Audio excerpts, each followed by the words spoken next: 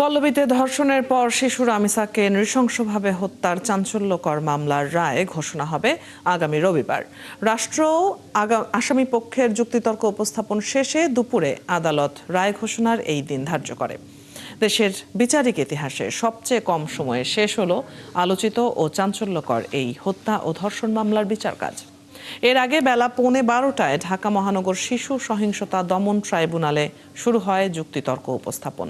রামিসা হত্যা মামলা পরিচালনার জন্য রাষ্ট্রপক্ষের বিশেষ public prosecutor advocate Azizur Rahman Dulu আর রাষ্ট্র নিযুক্ত আসামি পক্ষের আইনজীবী অ্যাডভোকেট মুসা কলিমুল্লাহ যুক্তিতর্ক উপস্থাপন করেন। যুক্তিতর্ক উপস্থাপনে রাষ্ট্রপক্ষের আইনজীবী এই হত্যা মামলার দুই আসামি সোহেল রানা ও তার স্ত্রী স্বপ্নার মৃত্যুদণ্ড চান। অন্যদিকে মৃত্যুদণ্ড নয়, যাবজ্জীবন সাজা চান আসামি পক্ষের আইনজীবী। এর আগে গতকাল আসামিদের আত্মপক্ষ সমর্থন শেষ হয়। দর্শক, এই মুহূর্তে এই মামলার বিষয়ে রাষ্ট্রপক্ষের আইনজীবী কথা বলছেন, আমরা সরাসরি শুনে নেব তার বক্তব্য।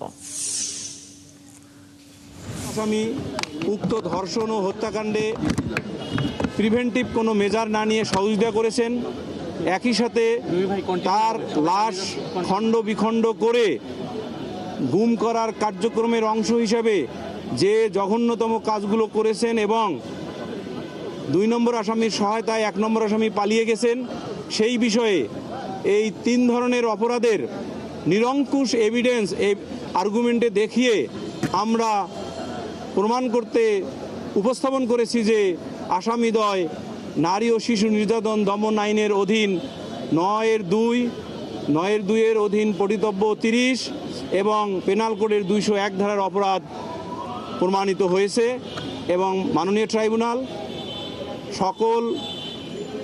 আমাদের সকল আর্গুমেন্ট শুনে রাষ্ট্রপক্ষ আর্গুমেন্ট শেষ হওয়ার পর স্টেট ডিফেন্স লয়ারের পক্ষে আর্গুমেন্ট শোনেন এবং স্টেট ডিফেন্স লয়ার 1 নম্বর আসামির যাবজ্জীবন এবং 2 নম্বর আসামির লঘুদণ্ড অর্থাৎ 201-এ লঘুদণ্ড প্রার্থনা করলে আমরা কাউন্টার হিসেবে রাষ্ট্রপক্ষে আমরা বলি তারা যেহেতু হেইনাস অফেন্স করেছে এবং এটা নিরঙ্কুশভাবে প্রমাণিত হয়েছে ইতোমধ্যে রেকর্ডকৃত সাক্ষ্য ম্যাটেরিয়ালসের মাধ্যমে, আমরা এর সিভিয়ার পানিশমেন্ট চাই। সিভিয়ার পানিশমেন্ট হলো মৃত্যুদণ্ড চাই।